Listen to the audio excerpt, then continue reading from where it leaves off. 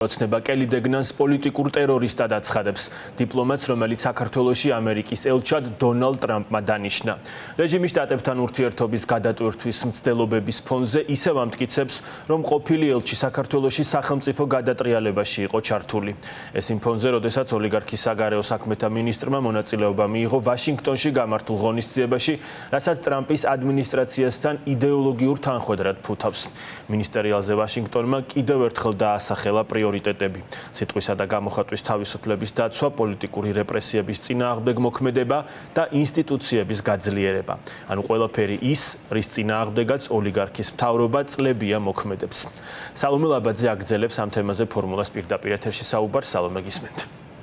ქართული ოცნებათან გვეუბნება, რომ შეერთებულ შტატებთან ურთიერთობის დაალგება გამოსდის და სწორედ ამის დამადასტურებლად გვასაღებს ვაშინგტონში მაკა ბოჭორიშვილის მიწვევასაც, თან კი სწორედ ამ მინისტერიალის პარალელურად, ანუ მაშინ როცა ვაშინგტონში მარკო რუბიო და სხვა ამერიკელი მაღალჩინოსნები პოლიტიკური ტერორიზმის საფრთხეზე საუბრობდნენ, ქართულმა ოცნებამ თბილისიდან პოლიტიკურ ტერორიზმში სწორედ შეერთებული შტატები დაადანაშაულა. ამის თქმის საფუძველს კი გვაძლევს ირაკლი კობახიძის გზავნილი, როცა მან პროპაგანდისტული მედიის ეთერით კელი დეგნანის შესახებ თქვა, რომ ის პოლიტიკურ ტერორს აწარმოებს და საქართველოში კელი დეგნანი კი შეგახსენებთ და ალბათ ეს ქართულ ოცნებასაც დაავიწყდა, რომ არის საქართველოში სწორედ ტრამპის მიერ დანიშნული ელჩი, მას კი პოლიტიკურ ტერორში ქართული ოცნება ამ შემთხვევაში ირაკლი კობახიძის პირით ადანაშაულებს კომუნიკაციის გამო სამოქალაქო სექტორთან თუ ოპოზიციურ ჯგუფებთან. ამ ფონზე კი კიდევ უფრო კომიკურად ჩანს მამუკა მდინარაძის ოცნების მიერ ვიცე-პრემიერად გამოცხადებული მამუკა მდინარაძის კომენტარი, რომელიც სულ ცოტა ხნის წინ მოვისმინეთ, როცა მდინარაძემ მაკა ბოჭორიშვილის ვაშინგტონში ვიზიტი შეაფასა და ისიც კი, რომ ბოჭორიშვილი საერთო ფოტოს გადაღების დროს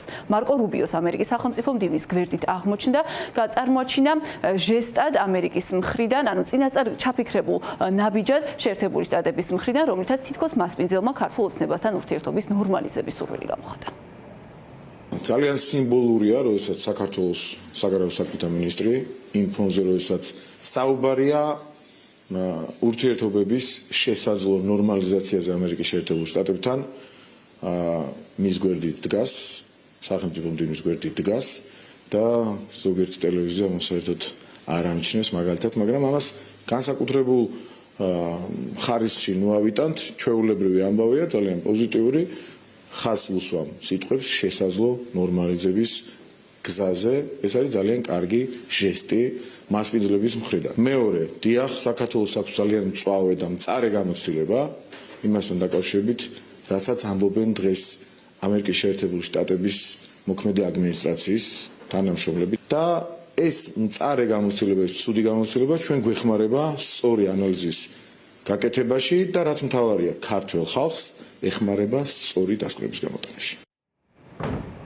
როგორც მოისმინეთ მამუკა მდინარაძე, ისევე როგორც მაკა ბოჭორიშვილის მინისტერიალზე სიტყვით გამოსვლის დროს წარმოაჩენს ისე, რომ სწორედ ქართული ოცნება ისწავლა, რომელიც დაპირისპირებით პოლიტიკურ ოპოზიციასთან თუ სამოქალაქო საზოგადოებასთან უპირისპირდება მემარცხენე ტერორისტულ დაჯგუფებებს.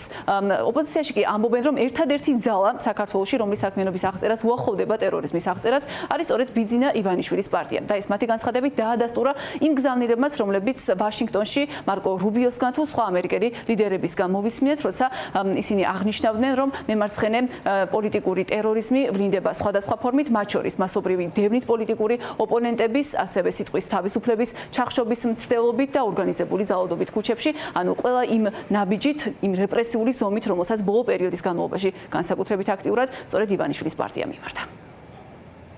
რა თქმა უნდა, როცა საუბრობთ ივანიშვილზე, ის სალსახად აკეთებს ფსონს და აკეთებდა ფსონს ავტორიტარულ სამყაროზე, თუმცა მას კარგად ესმის ამერიკის სიმძლავრე რეგიონში, ამერიკის ეს ეფექტური საგარეო პოლიტიკური ქმედებები, ამიტომაც ცდილობს, რომ გარკვეულწილად, ასე ვთქვათ, საკუთარი დიქტატურით დაალაგდეს ამერიკასთან, თუმცა დიქტატურით დაალაგება არ და ვერ გამოდის. აქვე უნდა ვახსენოთ, რომ მთავარი გამოწვევა ვინც იყო მთელი ახლო აღმოსავლეთის მასშტაბით ამერიკის შეერთებული შტატებისთვის, რომელზეც საუბრობდა ამერიკის შეერთებული შტატები, რომ იყო ტერორიზმის მთავარი სპონსორი, მათ შორის რეგიონში, ირანთან აქვს ძალიან მჭიდრო პარტნიორული, ირანის აიათოლების რეჟიმთან აქვს ძალიან მჭიდრო პარტნიორული ურთიერთობები საქართველოს, ამიტომაც აბსოლუტურად გაუგებარია, როგორ შეიძლება, ასე ვთქვათ, იყოს ლოგიკური ეს კურსი. ქართული ოცნება ცდილობს თავისი პირობები დაალაგოს ამერიკასთან ურთიერთობები და ზოგადად დასავლეთთან და თავის პირობებში გულისხმობს ისეთი, რომ აღიარონ როგორიც არის, რაც ავტოკრატს ნიშნავს, თავდასხმები და მოლაპარაკება, ანუ ის ცდილობს ერთი მხრივ ძალის პოზიციონირებით წარმოჩინდეს ამერიკასთან მოლაპარაკების მაგიდასთან,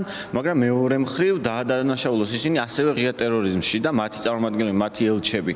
ეს არის ის რუსული მეთოდი და სწორედ ამიტომ ამბობთ, რომ ქართული ოცნება რუსული მეთოდებით იმართება.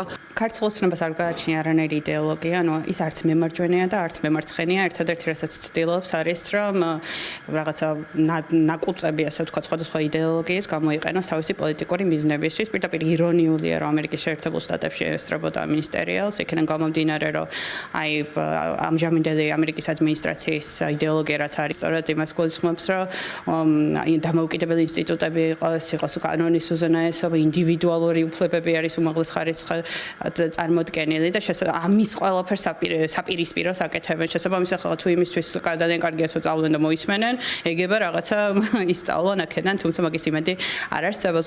იმ ფონზე, როდესაც სტრატეგიული ურთიერთობები ამერიკის შეერთებულ შტატებთან არის განადგურებული, ეს რეჟიმი არაფერს არ აკეთებს, იმისთვის რომ ამერიკის მოთხოვნებს უპასუხოს, იმისთვის რომ კონკრეტული ნაბიჯები გადადგას და ცდილობს რომ რაღაც უღიმღამო ვიწრო პროფილური კონფერენციები შემოგთავაზოს რაღაც პიარულ სალაფავად. სინამდვილე არის ის, რომ ამერიკის შეერთებულ შტატებს ურთიერთობების ნორმალიზებისთვის დაწესებული აქვს ძალიან კონკრეტული კაფეო ფასი, კონკრეტული ნაბიჯების ნუსხა, რომელიც რეჟიმმა უნდა გადადგას სტაბილიზაციისთვის.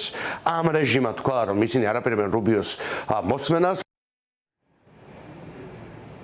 დამფოზე შტატებთან ურთიერთობის დაალგების რა შანსი აქვს ბიძინა ივანიშვილს, როგორც მოისმინეთ ოპოზიციაში ამბობენ, რომ ივანიშვილის ამბიცია სავარაუდოდ ისაა, რომ მან შტატები საქართველოში საკუთარ რეპრესიას შეაგუოს და დაითანხმოს იმაზე, რომ საქართველოში ივანიშვილი გააგრძელებს დიქტატორულ პოლიტიკას, თუმცა ეს რთული ამოცანა, როგორც ამას ოპოზიციაში განმარტავენ, ისეთი გზავნილებით კი, როგორიც მოვისმინეთ ირაკლი კობახიძისგან, რომელმაც პრაქტიკულად ტრამპის ადმინისტრაცია პოლიტიკურ ტერორიზმში დაადანაშაულა, ოპოზიციაში ამბობენ, რომ ოცნებამ ისედაც რთულ ამოცანას კიდევ უფრო ირთულებს.